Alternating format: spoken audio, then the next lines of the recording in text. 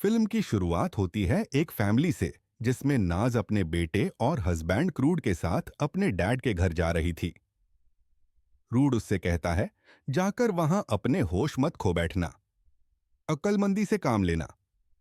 असल में नाज के डैड ने उसी की बेस्ट फ्रेंड से शादी कर ली थी, और उसी की वजह से नाज इस टाइम शदीद गुस्से में नजर आ रही थी। रूट कहता है, अगर तुमने ज्यादा लड़ाई की तो तुम्हारे हाथ कुछ नहीं आने वाला, सब वो लड़की ही ले जाएगी। मास के डैड की एक फार्मास्यूटिकल कंपनी थी, और सुनने में आया था कि उनके हाथ एक बड़ा इन्वेस्टर आ गया है, जो अब उनकी कंपनी को खरीदना चाहता है, और ऐसे वो लोग अमीर हो सकते हैं। पूरे रास्ते समझाने के बाद रूट नास को उसके डैड के घर ले ही आता है। खैर, दूसरी तरफ अब फाइनली हम नास के डैड को देख लेते हैं। पिछले कई दिनों से इनके ऊपर एक ऐसा फार्मूला बनाने का जुनून सवार था, जो किसी की भी जवानी उसे लौटा सकता था। यानी किसी बूढ़े इंसान को दोबारा से जवान बना सकता था, यहां तक कि मौत से हमेशा हमेशा के लिए बचा भी सकता था। आखिर जब वो फार्मूला बना लेता है, तो उसे सबसे पहले अपने ही ऊपर टेस्ट करता है। एक ही घंटे में वो पूरी सीरम की बोतल पी गया था। बस उसके बाद तो चंद ही मिनट लगे, और उस ओल्ड मैन के ऊपर एक जादू सा होने लगा। मुंह की झुर्रियां गायब हो गईं, उसके मसल्स स्ट्रैंग होने लगे, पूरी बॉडी की स्किन टाइट हो गई, और दिखने में वो बिल्कुल जवान हो गया। इस टाइम वो अपनी उम्र से कम 20 साल छोटा लग रहा था। वो जब वॉशरूम में जाकर अपने आप को देखता है, तो खुद एक मर्तबा शॉक रह जाता है। इस मेडिसिन के इतने अच्छे रिजल्ट्स मिल जाएंगे, यह तो उसने खुद भी एक्सपेक्ट नहीं किया था। वो अपनी जवानी को एंजॉय कर रहा था, लेकिन इस बात से बेखबर था कि जितनी ही तेजी से इस दवाई ने उसके ऊपर असर किया था, उतनी ही तेजी से वो उसकी बॉडी के अंदर साइड इफेक्ट पिला रहा था, जिसे हम उसकी कमर के ऊपर देख सकते हैं, एलर्जी के तौर पर। वो अब जल्दी से अपनी वाइफ करीना के पास आता है। वो ना सिर्फ जवान हुआ था, बल्कि उसके अंदर जवानों वाली एक्साइटमेंट भी आ गई थी। काफी देर तक जब उसकी वाइफ ऐसे ही शॉक रहती है कि यह सब हुआ कैसे, तो वो ओल्ड मैन उसे अपने फार्मूला के बारे में बताता है। वो कहता है कि इस मेडिसिन को पीने के बाद मैं अंदर से भी अपने आप को पावरफुल फील कर रहा हूं, और मैंने यह जो चीज बना दी है, तुम्हें यकीन नहीं आएगा, यह खरीदने के लिए पूरी दुनिया मरने लगेगी, और बड़ी बड़ी फार्मास्यूटिकल कंपनीज हमसे फार्मूला खरीदेंगी और हम माला माल हो जाएंगे। अभी तक भी वो इस बात से अनजान था कि सीरम ने साइड इफेक्ट भी कर दिया था। उसकी कमर पर जख्म बन गया था, जो अब बढ़ता जा रहा था। खैर, दूसरी तरफ रोड नास को पूरे रास्ते समझाने के बाद आखिर उसे उसके डैड के घर ले आता है। उसका वेलकम करने के लिए करीना खुद बाहर आई, लेकिन नाज ने उसे एक नजर नहीं देखा, क्योंकि इस लड़की ने दोस्ती में धोखा दिया था। उसके ही डैड से शादी कर ली थी। यहां पर माहौल काफी टेंस लगता है, जिसकी वजह से करीना भी उदास और परेशान हो जाती है। नाज का बेटा रिहान करीना से प्यार से मिलता है, पर नाज अपने बेटे को दूर करते हुए उसे वर्न करती है कि अहिदा के बाद उसे हाथ लगाने की या उससे कुछ भी लेने की जरूरत नहीं। नाज अंदर आती है तो सबसे पहले अपने भाई के कमरे में जाती है। उसका सुस्त भाई बस पूरा दिन अपने कमरे में बैठा गेम्स ही खेलता रहता था। उसे तो इस चीज की भी परवाह नहीं थी कि उसके डैड ने दूसरी शादी कर ली थी। यह सब लोग जाकर ड्राइंग रूम में बैठ जाते हैं, और जैसे ही नास के डैड ड्राइंग रूम के अंदर एंटर करते हैं, उन्हें देखकर सबका मुंह शौक से खुला का खुला रह जाता है। सब उन्हें पहचान तो रहे थे, लेकिन यह बात अभी उनकी भी समझ से बाहर थी कि एक ही रात में डैड जवान कैसे हो गए। डैड किसी को भी एक्सप्लेन नहीं करते कि उनके साथ क्या हुआ है, लेकिन वो एक और बॉम्ब इनके ऊपर यह ब्लास्ट करते हैं कि अब उन्होंने अपने इस फैमिली बिजनेस को बेचने का इरादा छोड़ दिया है। वो अब अपनी कंपनी नहीं बेच रहे। सारे उसके फैसले से नाख थे।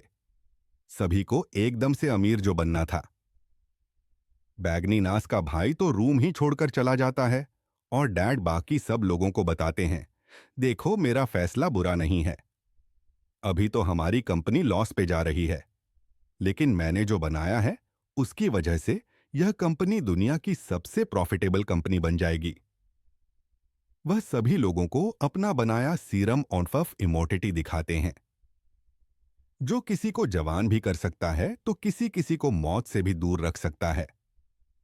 रूम में बैठे हुए सभी लोग खामोश हो जाते हैं और करीना डैड गिनी अपने हस्बैंड से कहती है, आपने तो मुझसे वादा किया था कि आप रिटायरमेंट ले लेंगे और हम एक सुकून वाली जिंदगी गुजारेंगे। तो वो करीना को जवाब देते हैं, अरे मैं तो जवान हो गया हूं। अब हम काम भी करेंगे, पैसा भी कमाएंगे और लाइफ भी एंजॉय करेंगे। टेंशन मत लो तुम। करीना ने यह बात की ही थी कि नास का सारा टपर टूट जाता है। वो उस पर फट पड़ती है कि तुमने हमारी लाइफ पर बात कर दी। अब और क्या चाहती हो तुम? इन लोगों की बहस बढ़ती चली जाती है और इस सबके दौरान वो लोग यह बात नोटिस ही नहीं करते कि डैड को कुछ हो रहा था। उनके पूरे मुंह पे इस तरह पसीने आ रहे थे जैसे किसी ने उनके ऊपर पानी गिरा दिया हो। एकदम से उनकी बॉडी के अंदर शदीद पेन होने लग जाता है। उनकी गर्दन और कमर पर मौजूद जख्मों को हम बड़े बड़े सुराखों में चेंज होता हुआ देखते हैं। एकदम से उनकी बॉडी भी अजीबोगरीब तरीके से मुड़ने लग जाती है और उन्हें खून की उल्टियां होने लगती हैं। आंखें भी अब उनकी बदल गई थीं और ऐसे उनके हाथों में ही वो मर जाते हैं। नास और करीना बुरी तरह घबराते हुए रूट से कहते हैं कि जल्दी से एम्बुलेंस बुलाओ। पर एम्बुलेंस बुलाने का फायदा तो नहीं था। वो अब मर चुके थे। सभी लोग उदासी में डूब गए। लेकिन डैड तो दोबारा से जिंदा होकर खड़े हो गए। लेकिन अब वो इंसान नहीं रहे थे। वो बन चुके थे एक भयानक क्रिएचर, यानी ज़ॉम्बी। उनकी आंखें बिल्कुल काली पड़ चुकी थीं और अब वो नॉर्मल इंसान की तरह बिल्कुल भी एक्ट नहीं कर रहे थे। सभी लोग कंफ्यूज थे कि आखिर डैड को हो क्या गया।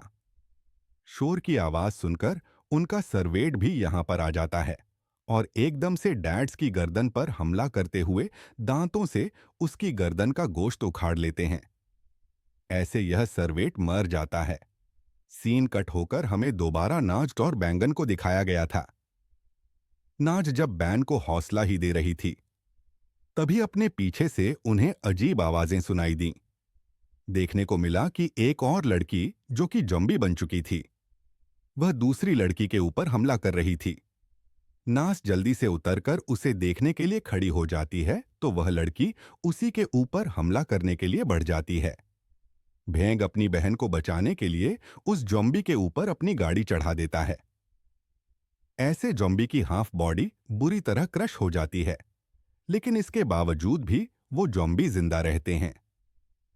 घर पर बचे थे करीना, रूड, उसका बेटा और एक और सेम जो अपने आप को बचाने के लिए इस घर से भागने की कोशिश करते हैं। लास्ट भी जब अपने बेटे को लेने के लिए घर के अंदर आती है तो देखती है कि अब तो घर में कोई भी नहीं था। घर के बाहर वह आधी क्रश हुई। जॉम्बी गर्ल अपने हाथों से चलते हुए उसका पीछा कर रही थी उसे मारने के लिए। यह लोग जॉम्बीज से बचने के लिए पूरी तैयारी करते हैं।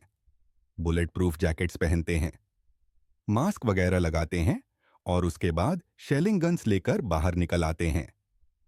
शेलिंग गन्स चलाकर वो शोर करके पहले सभी जॉम्बीज को अट्रैक्ट करके एक जगह लेकर आते हैं और फिर उनके ऊपर गोलियां मारते हुए उन्हें खत्म कर ही रहे होते हैं कि सिचुएशन और ज्यादा बिगड़ जाती है। इन गोलियों की आवाज से जॉम्बीज का एक दूसरा ग्रुप यहां पर अट्रैक्ट हो जाता है। सिचुएशन इनके हाथ से निकल चुकी थी। किसी भी मिनट इनके ऊपर भी हमला हो सकता था, लेकिन किस्मत इनका साथ देती है और यहां पर बुरा तूफान आ जाता है।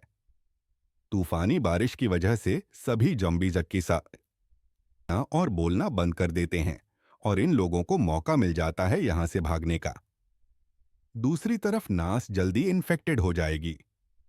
वो अपने बेटे को गले लगाती है और करीना से अपनी सारी नाराजगी दूर करते हुए उसे कहती है, तुमने जो किया मैंने तुम्हें उसके लिए माफ किया।